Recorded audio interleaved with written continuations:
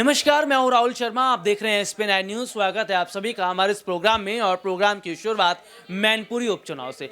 मैनपुरी उपचुनाव को जीतने के लिए समाजवादी पार्टी बीजेपी तमाम तरह की कोशिशें कर रही है, लेकिन इन सब के बीच अपने दर्शकों को बता दें, मैनपुरी उपचुनाव से पहले रघुराज प्रताप सिंह उर्फ राजा भैया डिंपल यादव के समर्थन में उतर आए हैं। राजा भैया का मैनपुरी सीट पर उतरना, समाजवादी पार्टी को समर्थन देना कितना बड़ा नुकसान पहुंचाएगा भाजपा के लिए, ध्यान से सुनेगा। दरअसल बीजेपी ने पूरा जोर लगा दिया है रघुराज शाक्य को उतारकर इस पूरे चुनावी माहौल को, जी हाँ, उस पुराने चुनावी माहौल को जो है वो सब बीजेपी के समर्थन में करने की बात की। रघुराज शाक्य को उतारा है इसलिए क्या, ताकि उनका फायदा पड़ सके, जातिगत कार्ड का काम कर सके। और रघुराज शाक्य कोई छोटे मोटे खिलाड़ी नहीं है, मुलायम सिंह यादव के करीबी हैं, मुलायम सिंह यादव के शिष्य हैं, और जाहिर तौर पर मुलायम सिंह यादव का आशीर्वाद लेकर यहां पर आए हैं। रघुराज सिंह साक्य ये कह रहे हैं कि मैं यहां पर रहकर जनता के लिए काम करना चाहता हूं, लेकिन मैनपुरी की जनता रघुराज शाक्य को धोखेबाज कह रही है, गद्दार कह रही है। क्यों ऐसा कहा जा रहा है, इसके पीछे की वजह है। एक वक्त में समाजवादी पार्टी के साथ रहे रघुराज शाक्य ने नेताजी के साथ रहकर बहुत काम किया। नेताजी के साथ रहकर पूरी तरह से उन्होंने जनता को अपने साथ जोड़ने का काम किया। नेताजी के साथ रहकर बहुत कुछ सीखा, लेकिन जिस तरह समाजवादी पार्टी को उन्होंने धोखा दिया, जिस तरह समाजवादी पार्टी के साथ गद्दारी की, प्रसपा के साथ आए, और देखने को क्या मिलता है कि भाई जब फायदा मिल रहा है, लालच भाजपा देती है, तो इनके समर्थन में आ जाते हैं।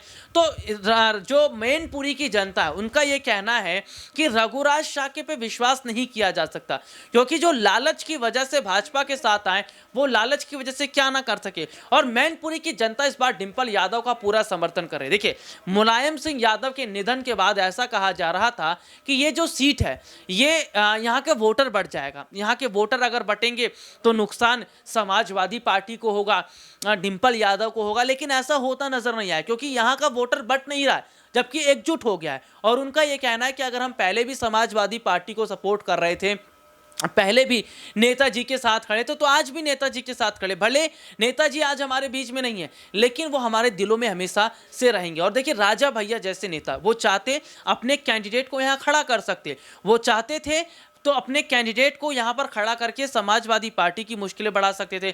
मायावती को खड़ा करके जो है वो समाजवादी पार्टी का खेल बिगाड़ सकते थे, लेकिन ऐसा नहीं किया।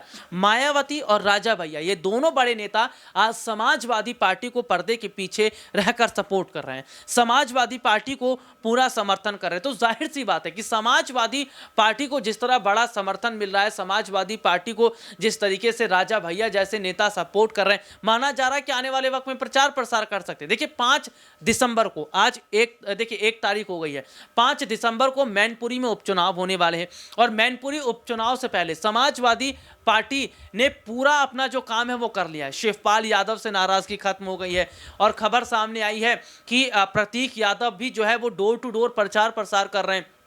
खबर सामने आई है कि राजा भैया पर्दे के पीछे रहकर मैनपुरी की जनता से बातचीत कर रहे हैं, समाजवादी पार्टी को वोट देने की बात कर रहे हैं। और देखिए, भाजपा की तरफ से खुद प्रदेश के मुख्यमंत्री योगी आदित्यनाथ उतरे प्रचार प्रसार के लिए।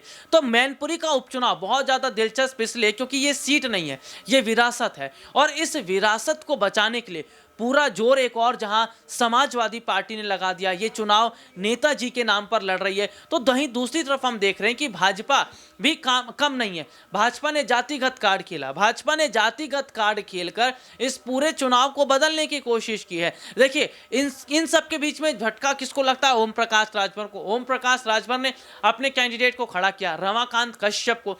रमाकांत कश्यप खड़े तो होते हैं, लेकिन उनका पर्चा खारिज हो जाता। तो ऐसे में ये देखा जा रहा है कि जो अभी की तस्वीर निकलकर सामने आई है, जो अभी के हालात दिखाई दे रहे हैं, वो जाहिर तौर पर ये बता रहे हैं कि भाजपा के लिए चुनौतियां इस सीट से बहुत रहेंगी। हालांकि प्रदेश में सरकार जरूर बनाई, गोला गोकर्णनाथ जैसी सीट जरूर जीती, आजमगढ़ सीट पे जो उपचुनाव है वो जीते, रामपुर के लोकसभा सीट पर उपचुनाव है वो जीते, लेकिन बीजेपी ओवर कॉन्फिडेंस में जी रही है। उन्हें ऐसा लग रहा है अगर यहाँ की सीटें जीत ली तो भाई मैनपुरी भी जीत जाएंगे। लेकिन मैनपुरी में जहाँ यादवों की अगर बात करें तो यादव जो है वो 4 लाख से ज्यादा है, और शाक्य समुदाय की भी बात करें तो 3 लाख कुछ दशमलव है, और शाक्य समुदाय का जो आधा समुदाय है वो तो यादवों के साथ खड़ा है, वो तो नेताजी के साथ खड़ा है। तो जाहिर सी बात है कि जो अभी की तस्वीर नजर आ रही है, जो अभी के हालात हम देख रहे हैं, ये हालात सीधे तौर पर इशारा कर रहे हैं कि रघुराज शाक्य जिस शाक्य समुदाय की बात कर रहे थे, जिस शाक्य समुदाय के दम पर वो उछल रहे थे, वही शाक्य समुदाय के लोग कह रहे हैं कि हम तो नहीं खड़े रघुराज शाक्य के साथ, क्योंकि रघुराज शाक्य ने धोखा किया है। रघुराज शाक्य ने जो है जनता के साथ जो है उन्होंने छल किया है। और देखिए सबसे बड़ी बात यह भी है कि आज समाजवादी पार्टी उन पर निशाना घेर साध रही है। आज मैनपुरी की जनता उनके खिलाफ खड़ी है। उनका मानना यह है कि अगर बीजेपी ने किसी और कैंडिडेट को खड़ा किया होता तो उतना फर्क नहीं पड़ता, लेकिन बीजेपी ने जानबूझकर रघुराज शाक्य को खड़ा किया, और रघुराज शाक्य ने भी बिना सोचे समझे इस सीट से खड़ा हो गए। तो यहां पर जो तस्वीर दिखाई दे रही है वो सीधे तौर पर पता चली कि जानबूझकर रघुराज शाक्य नेताजी के खिलाफ उतरे।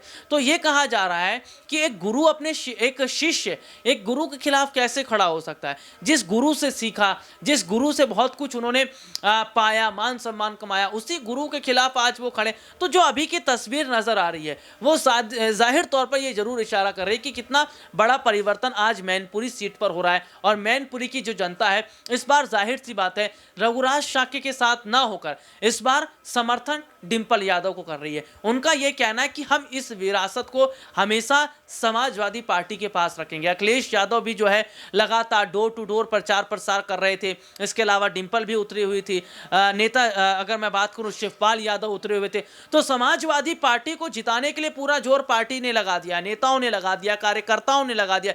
तो इससे ही पता चल जाता है कि ये जो पूरा मुकाबला है कितना ज्यादा दिलचस्प होता नजर आ रहा है। देखिए मैनपुरी चुनाव अगर भाजपा जीतती है तो 2024 की कहानी रखेगी, अगर समाजवादी पार्टी जीतती है तो वो 2024 की कहानी रखेगी। तो इस तरीके का पूरा समीकरण बना हुआ, और जाहिर तौर पर इस तरह का जो समीकरण बना हुआ उससे ये साफ तौर पर पता चल रहा है कि आने वाले वक्त में, आने वाले समय के अंदर कितना बड़ा प्रभाव पड़ रहा है, कितना ज्यादा फर्क पड़ रहा है। और मैनपुरी चुनाव समाजवादी पार्टी इसलिए भी जीत रही है क्योंकि नेताजी ने हमेशा से यहां पर काम किया है, नेताजी ने हमेशा से यहां पर रहकर जनता की सेवा की है। और इसीलिए देखिए 1996 बहुत बड़ा साल होता है ये, 1996 से और आज तक जो है समाजवादी पार्टी का यहां पर दबदबा रहा है।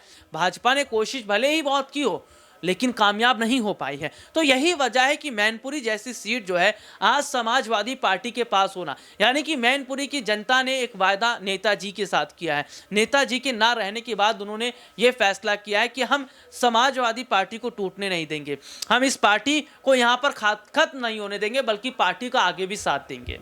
तो देखते हैं कि मैनपुरी पर आखिरकार जीत किसकी होती है और क्या डिंपल रघुराज शाक्य को धूल चटा देंगी। आज के लिए इतना ही, आपसे फिर दोबारा मुलाकात होगी, तब तक के लिए इजाजत दीजिए, नमस्कार।